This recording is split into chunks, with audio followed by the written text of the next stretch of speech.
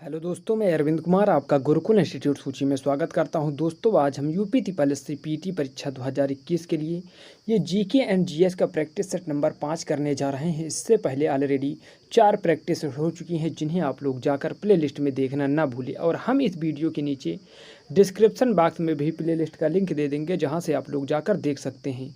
दोस्तों, आज के प्रैक्टिस सेट में हमने टॉप 50 जीके एंड जीएस के महत्वपूर्ण प्रश्न रखे गए हैं। तो आप लोग पूरी क्लास को ध्यानपूर्वक देखिएगा और अंत में अवश्य ये बताइएगा कि आज आपके 50 में से कितने प्रश्न सही होते हैं। और अंत में हमने एक चैलेंज प्रश्न भी रखा है। अगर आप उस चैलेंज प्रश्न का आंसर कमेंट बॉक्स में सबसे पहले बताते हैं तो आपका नाम आने वाली वीडियो में सबसे पहले और वो भी फ़ोटो के साथ दिखाया जाएगा। तो आप लोग चैलेंज प्रश्न का आंसर कमेंट बॉक्स में देना ना भूलें। तो चलते हैं, आज की क्लास स्टार्ट करते हैं। लेकिन उससे पहले अगर अभी तक आपने क्लास को लाइक नहीं किया तो सबसे पहले आप लोग क्लास को लाइक कीजिए और शेयर कीजिए और चैनल को सब्सक्राइब कर बेल बटन अवश्य दबाएं, जिससे हमारी आने वाली सभी वीडियो के नोटिफिकेशन आपको नियमित रूप से मिल सके। तो दोस्तों, चलते हैं, आज की क्लास को स्टार्ट करते हैं। आप लोग धैर्य के साथ ईमानदारी पूर्वक पूरी क्लास देखिएगा। तो चलते हैं पहला क्वेश्चन की ओर। पहला क्वेश्चन क्या कहता है, किस बंदरगाह को भारत का प्रवेश द्वार कहा जाता है? तो आप लोग बताइए कि किस बंदरगाह को भारत का प्रवेश द्वार कहा जाता है। तो आशा करते हैं कि आप लोगों ने आंसर कमेंट बॉक्स में दिया होगा। अगर आपने इसका आंसर दिया है ऑप्शन नंबर ए, जो मुंबई बंदरगाह है, उसी को भारत का प्रवेश द्वार कहा जाता है, तो आपका आंसर बिल्कुल सही। चलते हैं अगले प्रश्न की ओर। लोकसभा में केंद्र शासित प्रदेशों के लिए कितनी सीटें स्थान आरक्षित है? तो आपसे पूछा जा रहा है कि लोकसभा में केंद्र शासित प्रदेशों के लिए कितनी सीटें आरक्षित है, तो आप लोग बताइए आंसर। अगर आपने इसका आंसर दिया है ऑप्शन नंबर ए 20, तो आपका आंसर सही है। चलते हैं अगले प्रश्न देखते हैं। अगला प्रश्न है, पराबैंगनी यानी यूवी रेज क्षति से पादपों की रक्षा करने वाला वर्णक कौन सा है? तो आप लोग बताइए कि पराबैंगनी किरणों से पादपों की रक्षा करने वाला कौन सा वर्णक है। बहुत ही बेहतरीन प्रश्न है। और अगर आप इसका आंसर दे रहे हैं क्या, फाइकोसाइनिन, जो फाइकोसाइनिन नामक वर्णन है वह पादपों की पराबैंगनी किरणों से रक्षा करता है, तो आपका आंसर सही है। चलते हैं देखते हैं अगला प्रश्न। गांधी जी ने सविनय अवज्ञा आंदोलन कब प्रारंभ किया था? आपसे पूछा जा रहा है कि गांधी जी ने सविनय अवज्ञा आंदोलन कब प्रारंभ किया था, तो आप लोग आंसर बताइए। तो अगर आपने इसका आंसर दिया है ऑप्शन नंबर जो सी है क्या, 1930, जो गांधी जी ने सविनय अवज्ञा आंदोलन चलाया था वह 1930 में चलाया था, तो आपका आंसर बिल्कुल सही। चलिए अगला प्रश्न देखते हैं। अटल भूजल योजना के संदर्भ में गलत विकल्पों का चयन कीजिए। आपसे बताया जा रहा है आपको कि अटल भूजल योजना के संबंध में आपको जो ऑप्शन दिए गए इनमें से कौन सा विकल्प गलत है, तो आप लोग बताइए। ऑप्शन ध्यानपूर्वक पढ़िए फिर आंसर दीजिए। तो आशा करते हैं कि आप लोगों ने ऑप्शन को पढ़ लिया है। और अगर आप इसका आंसर दे रहे हैं ऑप्शन नंबर डी, क्या यह योजना केवल दक्षिण भारत में लागू है? तो यह कथन गलत है, नहीं, यह योजना पूरे भारत में लागू है। चलते हैं अगला प्रश्न देखते हैं। अगला प्रश्न है, थोड़ा सा इसे जूम करते हैं। अगला प्रश्न है, सबसे कॉमन इनपुट डिवाइस में डैश शामिल है? आपको जो ऑप्शन दिए गए इनमें से सबसे कॉमन इनपुट डिवाइस में डैश कौन सा शामिल है? आप लोग बताइए आंसर।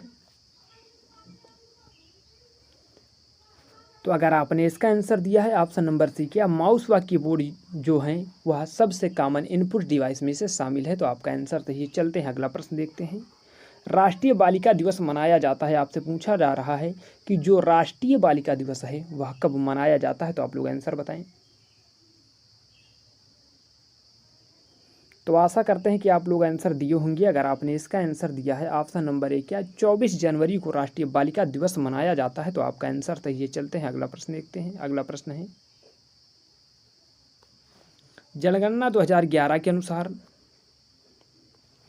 देश की कुल जनसंख्या में ग्रामीण जनसंख्या का प्रतिशत कितना था? तो आपसे ग्रामीण जनसंख्या का प्रतिशत पूछा जा रहा है 2011 की जनगणना के अनुसार, तो आप लोग आंसर बताएं।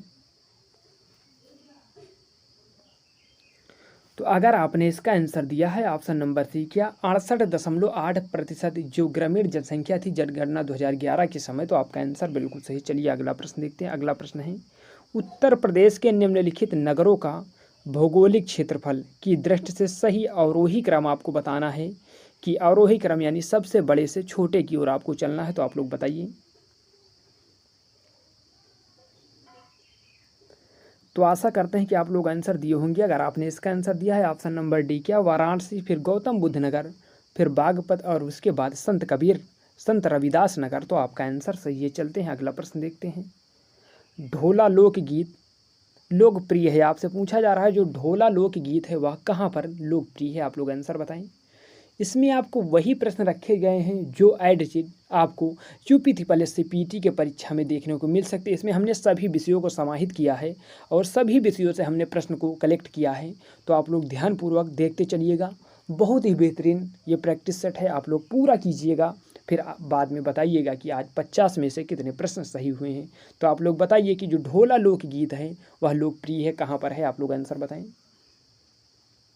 तो अगर आपने इसका आंसर दिया है ऑप्शन नंबर ए मेरठ और आगरा में, क्या आगरा और मेरठ में जो ढोला लोकगीत है वह लोकप्रिय है, तो आपका आंसर सही है। चलते हैं अगला प्रश्न देखते हैं। गीत गोविंद का रचयिता कौन है, आपसे पूछा जा रहा है कि जो गीत गोविंद के रचयिता कौन है, आप लोग आंसर बताएं। तो अगर आपने इस प्रश्न का आंसर दिया है ऑप्शन नंबर सी जो जयदेव हैं उन्होंने ही गीत गोविंद की रचना की है, तो आपका आंसर सही है। चलते हैं अगला प्रश्न देखते हैं। अगला प्रश्न है दिए गए समूहों में कौन सा समूह औरैया जिले को स्पर्श करता है। आपके लिए थोड़ा सा टफ हो सकता है, आप लोगों को यूपी के मैप का गहन अध्ययन होना चाहिए, तभी आप इस तरीके के प्रश्न कर सकते हैं। तो आप लोग बताइए, कोशिश कीजिए, नहीं तो हम आपको बताते हैं। आपको औरैया जिले से स्पर्श करने वाली जिलों की सीमा आपको बताना है कि कौन कौन जिले ऐसे हैं जिनकी सीमा औरैया से लगती है। तो अगर आपने इसका आंसर दिया है ऑप्शन नंबर सी जो इटावा जालौन कन्नौज और कानपुर देहात है उनकी सीमा औरैया जिले के साथ स्पर्श करती है, तो आपका आंसर सही है। चलते हैं अगला प्रश्न देखते हैं। उत्तर प्रदेश का सबसे बड़ा वन्यजीव विहार कौन सा है, आपसे पूछा जा रहा है कि उत्तर प्रदेश का सबसे बड़ा वन्यजीव विहार कौन सा है, आप लोग आंसर बताएं। बहुत ही फेवरेट प्रश्न है यूपीएसआई यानी यूपी स्पेशल का। तो अगर आपने इसका आंसर दिया है ऑप्शन नंबर डी जो हस्तिनापुर है वह उत्तर प्रदेश का सबसे बड़ा वन्यजीव विहार है, तो आपका आंसर सही है। चलते हैं अगला प्रश्न देखते हैं। अगला प्रश्न है 2 अक्टूबर 2019 को महात्मा गांधी की 150वीं जयंती के अवसर पर नवीकरणीय ऊर्जा मंत्रालय द्वारा विश्व छात्र सौर सभा का आयोजन किया गया। इस संबंध में विकल्प में से कौन सा कथन सही नहीं है, आपको सही नहीं को बताना है। तो आप लोग पढ़िए ऑप्शन, हम थोड़ा छोटा कर देते हैं, अब आपको दिखाई दे रहे हैं सभी ऑप्शन, पढ़िए फिर आंसर बताइए आपको कौन सा कथन सही नहीं है उसको बताना है। तो अगर आप इसका आंसर दे रहे हैं ऑप्शन नंबर ए जो ऑप्शन नंबर इसका होना चाहिए जो 94 का वो होना चाहिए, हाँ सही है, ऑप्शन नंबर ए ही होना चाहिए। अगर आप इसका ऑप्शन दे रहे हैं ऑप्शन नंबर ए इसका आयोजन अरुण जेटली स्टेडियम परिसर नई दिल्ली में किया गया था, तो यह आंसर बिल्कुल सही नहीं है, यह ऑप्शन गलत है। चलते हैं अगला प्रश्न देखते हैं। अगला प्रश्न क्या है आपके लिए खास। अगला प्रश्न है माले डैश की राजधानी है, आपसे पूछा जा रहा है जो माले है वह कहाँ की राजधानी है, आप लोग आंसर बताएं कि माले कहाँ की राजधानी है। तो आशा करते हैं कि आप लोग आंसर दिए होंगे। अगर आपने इसका आंसर दिया है माले वह मालदीव की राजधानी है, तो आपका आंसर सही है। चलते हैं अगला प्रश्न देखते हैं। अगला प्रश्न है निम्नलिखित में से किसके द्वारा संपत्ति के मूल अधिकार को लोप किया गया यानी हटा दिया गया, तो आप लोग बताइए कि किस संविधान संशोधन द्वारा संपत्ति के मूल अधिकार को हटा दिया गया। तो अगर आपने इसका आंसर दिया है ऑप्शन नंबर सी क्या संविधान का जो 44वां संविधान संशोधन 1978 में हुआ था उसी के द्वारा संपत्ति के मूल अधिकार को संविधान से हटा दिया गया है, जो मूल अधिकार की श्रेणी से हटा दिया गया है ना कि संविधान से। चलते हैं अगला प्रश्न देखते हैं। अगला प्रश्न है पीवीसी किसके बहुलकीकरण द्वारा प्राप्त किया जाता है, आपसे पूछा जा रहा है जो पीवीसी है जिसे आप पॉलीविनाइल क्लोराइड भी कहते हैं किसके बहुलकीकरण द्वारा प्राप्त किया जाता है, तो आप लोग आंसर बताएं। तो अगर आपने इसका आंसर दिया है ऑप्शन नंबर सी क्या प्रोपीन के बहुलकीकरण से पीवीसी प्राप्त किया जाता है, तो आपका आंसर सही है। चलते हैं अगला प्रश्न देखते हैं। अगला प्रश्न है निम्नलिखित में से कौन अकबर के नवरत्नों में शामिल नहीं था, आपसे पूछा जा रहा है कि आपको जो ऑप्शन दिए गए इनमें से कौन अकबर के नवरत्नों में शामिल नहीं था, तो आप लोग आंसर बताएं। तो अगर आपने इस प्रश्न का आंसर दिया है ऑप्शन नंबर सी जो बैजू बावरा थे वह अकबर के नवरत्नों में शामिल नहीं था, तो आपका आंसर सही है। चलते हैं अगला प्रश्न देखते हैं। अगला प्रश्न है, अटल नवाचार मिशन का संबंध किससे है? आपसे पूछा जा रहा है कि जो अटल नवाचार मिशन है उसका संबंध किससे है, तो आप लोग बताइए। तो अगर आपने इस प्रश्न का आंसर कमेंट बॉक्स में दिया है ऑप्शन नंबर सी, क्या उद्यमशीलता विकास से, जो अटल नवाचार मिशन का संबंध है वह उद्यमशीलता विकास से है, तो आपका आंसर सही है। चलते हैं अगला प्रश्न देखते हैं। अगला प्रश्न है, डिवाइस जो कंप्यूटर को अपने साथ कम्युनिकेट करने देता है उसे डैश कहते हैं, क्या कहते हैं? डिवाइस जो कंप्यूटर को अपने साथ कम्युनिकेट करने देता है उसे डैश कहते हैं, क्या कहते हैं? आप लोग बताइए। तो अगर आप इस प्रश्न का आंसर दे रहे हैं ऑप्शन नंबर डी, क्या इनपुट और आउटपुट, इनपुट या आउटपुट डिवाइस कहते हैं, तो आपका आंसर सही है। चलते हैं अगला प्रश्न देखते हैं। अगला प्रश्न है, आपको सूची 1 को सूची 2 से सुमेलित करना है, तो आप लोग सुमेलित कीजिए। एक तरफ आपको दिए गए पारंपरिक कला या शिल्प और दूसरी तरफ दिए गए संबंध स्थान, तो आप लोग सुमेलित कीजिए। मिट्टी का बर्तन बरेली, काष्ठ नक्काशी खुर्जा, काष्ठ पादुका यानी खड़ाऊ पीलीभीत, जरी सहारनपुर, तो आप लोग इसे सुमेलित करके कोड के माध्यम से आंसर दीजिए। तो हम आशा करते हैं कि आप लोगों ने सम्मिलित कर लिया होगा। अगर आपने इसका आंसर दिया है ऑप्शन नंबर डी, क्या जो मिट्टी के बर्तन है वह खुर्जा, उसके बाद काष्ठ नक्काशी सहारनपुर, और जो काष्ठ पादुका है वह पीलीभीत, और जरी वह बरेली, तो आपका आंसर बिल्कुल सही। चलते हैं अगला प्रश्न देखते हैं। अगला प्रश्न है, उत्तर प्रदेश में एक बब्बर शेर सफारी स्थापित किया जा रहा है, तो आप बताइए कि उत्तर प्रदेश में एक जो बब्बर शेर सफारी है वह कहाँ पर स्थापित किया जा रहा है? आप लोग आंसर बताएं। अगर आप इस प्रश्न का आंसर दे रहे हैं ऑप्शन नंबर डी, एक बब्बर शेर सफारी वह इटावा में स्थापित किया जा रहा है, तो आपका आंसर सही है। चलते हैं अगला प्रश्न देखते हैं। अगला प्रश्न है, केंद्र सरकार ने हाल ही में बिजली की समस्या से निपटने के लिए हेतु, क्या केंद्र सरकार ने हाल ही में बिजली की समस्या से निपटने हेतु किस पोर्टल को लॉन्च किया है? तो आप लोग बताइए कि केंद्र सरकार ने किस पोर्टल को लॉन्च किया है।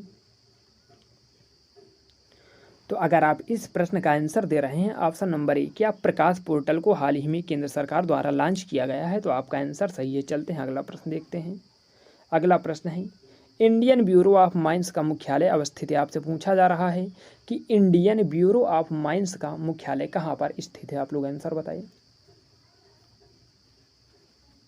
तो आशा करते हैं कि आप लोगों ने प्रश्न को किया होगा। अगर आप इसका आंसर दे रहे हैं ऑप्शन नंबर सी, नागपुर, क्या जो इंडियन ब्यूरो ऑफ माइंस का मुख्यालय है वह नागपुर में स्थित है, तो आपका आंसर सही है। चलते हैं अगला प्रश्न देखते हैं।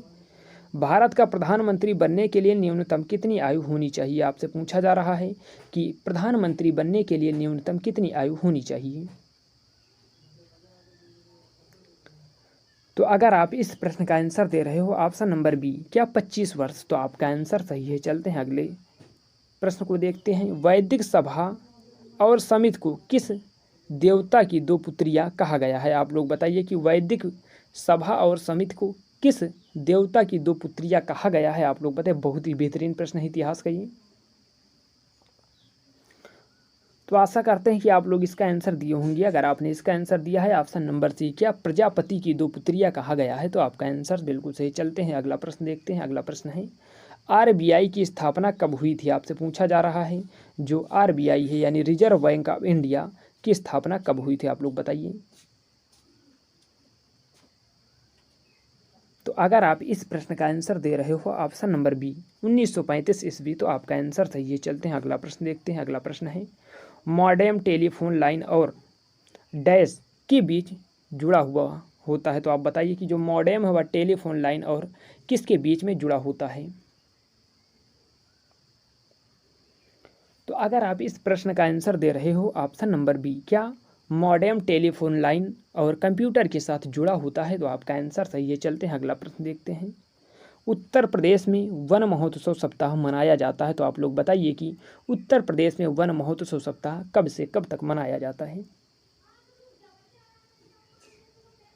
चलते हैं। अगर आप इसका आंसर दिया है ऑप्शन नंबर बी, क्या 1 जुलाई से 7 जुलाई तक उत्तर प्रदेश में वन महोत्सव सप्ताह मनाया जाता है, तो आपका आंसर सही है। चलते हैं अगला प्रश्न देखते हैं।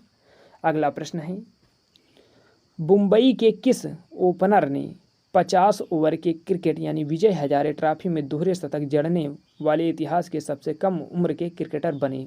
आप लोग बताइए कि मुंबई के किस ओपनर ने 50 ओवर के क्रिकेट यानी विजय हजारे ट्रॉफी में दोहरा शतक जड़ने वाले इतिहास के सबसे कम उम्र के क्रिकेटर बन गए हैं? तो आप लोग आंसर बताइए। तो आशा करते हैं कि आप लोगों ने इसका आंसर दिया होगा। अगर आपने इसका आंसर दिया है ऑप्शन नंबर 3 क्या यशस्वी जायसवाल, तो आपका आंसर बिल्कुल सही। चलिए अगला प्रश्न देखते हैं। मारुद्वीप क्या मरुद्वीप संबंधित है? आपसे पूछा जा रहा है जो मरुद्वीप है वह किससे संबंधित है? तो आप लोग आंसर बताइए। तो आशा करते हैं कि आप लोग इसका आंसर कमेंट बॉक्स में कर दिए होंगे। अगर आपने इसका आंसर किया है ऑप्शन नंबर बी क्या रेगिस्तान से, जो मरुद्वीप है वह रेगिस्तान से संबंधित है, तो आपका आंसर सही है। चलते हैं अगला प्रश्न देखते हैं। अगला प्रश्न है निम्नलिखित में से कौन भारतीय संविधान के 73वें संविधान संशोधन में सम्मिलित किया गया? तो आप लोग बताइए कि 73वें संविधान संशोधन में आपको कोड के माध्यम से आंसर देना है कि किन किन को सम्मिलित किया गया है।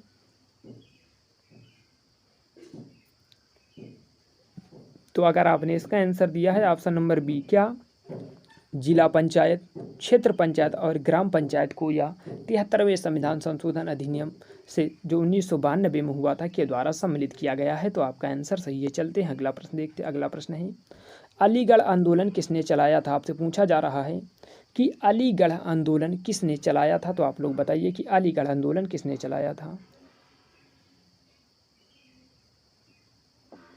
तो अगर आप इस प्रश्न का आंसर दे रहे हो ऑप्शन नंबर डी क्या सैयद अहमद खां, जो सैयद अहमद खान हैं उन्होंने ही अलीगढ़ आंदोलन चलाया था, तो आपका आंसर सही है। चलिए अगला प्रश्न देखते हैं। अगला प्रश्न है भारत का पहला आधिकारिक जनगणना अधिनियम किस वर्ष चलाया गया था? आपसे पूछा जा रहा है कि भारत का पहला आधिकारिक जनगणना अभियान किस वर्ष चलाया गया था? तो आप लोग बताइए। तो अगर आप इस प्रश्न का आंसर दे रहे हो ऑप्शन नंबर बी क्या 1881 भारत का पहला आधिकारिक जनगणना अभियान किस वर्ष चलाया गया था? तो आप लोग बताइए कि 1881 में चलाया गया था। चलते हैं देखते हैं अगला प्रश्न। अगला प्रश्न क्या है आपके लिए? अगला प्रश्न है भारत की पहली कंप्यूटर मैगजीन का क्या नाम है? आपसे पूछा जा रहा है कि भारत की पहली कंप्यूटर मैगजीन का क्या नाम है? आप लोग बताइए कि भारत की पहली कंप्यूटर मैगजीन का क्या नाम है। अगर आप इस प्रश्न का आंसर दे रहे हो ऑप्शन नंबर ए क्या डेटा क्वेटेस्ट, तो आपका आंसर बिल्कुल सही है। डेटा क्वेसेट, तो आपका आंसर बिल्कुल सही। चलिए अगला प्रश्न देखते हैं। अगला प्रश्न है कौन व्यक्ति हाल ही सितंबर 2019 में हिमाचल प्रदेश के राज्यपाल नियुक्त किए गए हैं? तो आप लोग बताइए कि सितंबर 2019 में हिमाचल प्रदेश के राज्यपाल किसे नियुक्त किया गया है। तो अगर आप इस प्रश्न का आंसर दे रहे हो ऑप्शन नंबर डी क्या बंडारू दत्तात्रेय, जो बंडारू दत्तात्रेय हैं उन्हीं को सितंबर 2019 में हिमाचल प्रदेश का राज्यपाल नियुक्त किया गया है, तो आपका आंसर सही है। चलते हैं अगला प्रश्न देखते हैं। आग्नेय शैल कहलाती हैं, आपको बताना है कि जो आग्नेय शैल कहलाती हैं क्या कहलाती हैं, आप लोग बताइए।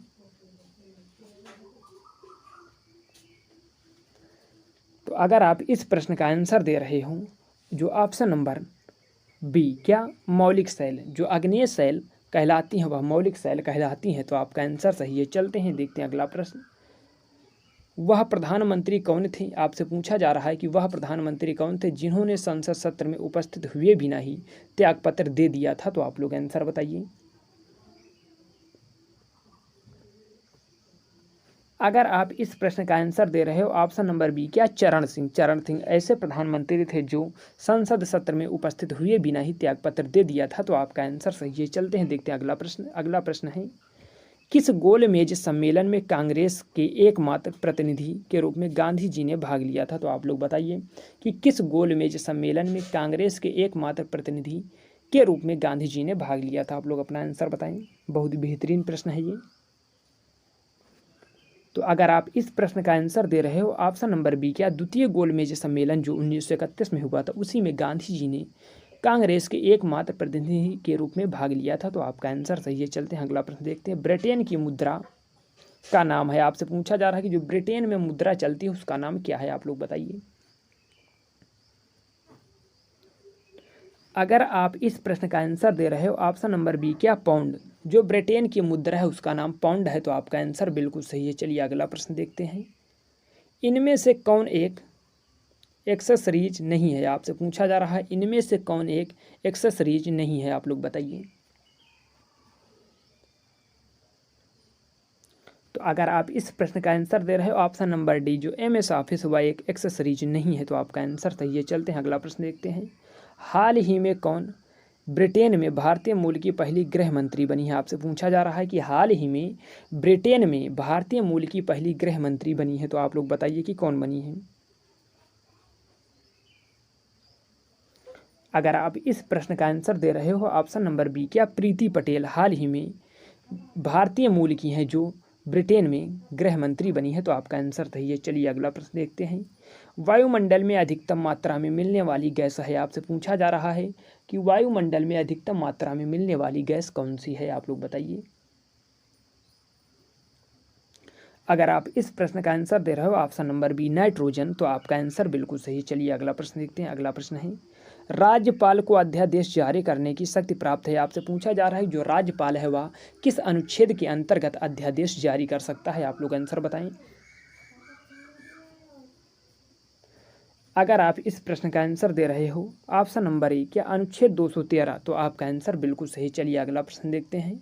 अगला प्रश्न है इब्न बतूता किसके शासनकाल में भारत आया था, आपसे पूछा जा रहा है कि जो इब्न बतूता था वह किसके शासनकाल में भारत में आया था।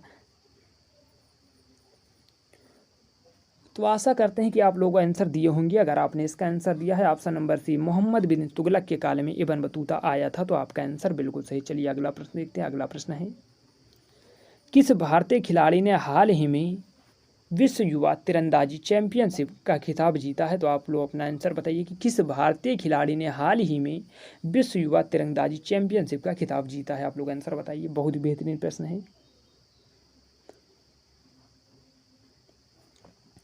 तो अगर आपने इसका आंसर दिया ऑप्शन नंबर बी क्या कोमालिका बारी, तो आपका आंसर बिल्कुल सही। चलिए अगला प्रश्न देखते हैं। अगला प्रश्न क्या है। अगला प्रश्न है बुक्सा टाइगर रिजर्व स्थित है, आपसे पूछा जा रहा है जो बुक्सा टाइगर रिजर्व है वह कहाँ पर स्थित है, तो आप लोग आंसर बताइए।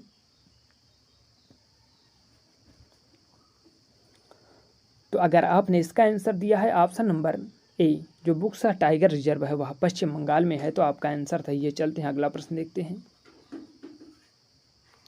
अगला प्रश्न है भारतीय संविधान में सन्निहित मूल अधिकारों की अवधारणा किस देश के संविधान से ग्रहण की गई है, आपसे पूछा जा रहा है आसान शब्दों में कि जो मूल अधिकार हैं वह किस देश से लिए गए हैं, तो आप लोग बताइए।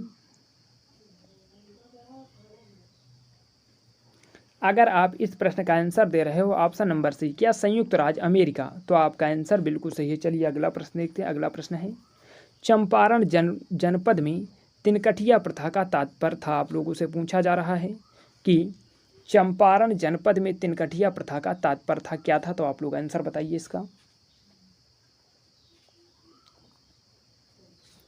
तो अगर आप इस प्रश्न का आंसर दे रहे हो ऑप्शन नंबर ए क्या किसानों द्वारा 3/20 भूभाग पर नील की खेती करना, तो आपका आंसर सही है। चलते हैं और आज का अंतिम प्रश्न देखते हैं। आज का ये चैलेंज क्वेश्चन है, तो आप लोग इस प्रश्न का आंसर कमेंट बॉक्स में दीजिएगा। अगर जो कोई इसका आंसर सबसे पहले देगा हम उसका अगले वीडियो में उसका फ़ोटो सहित नाम पुकारेंगे। तो आप लोग आशा करते हैं कि आप लोग इस प्रश्न का आंसर कमेंट बॉक्स में दीजिएगा।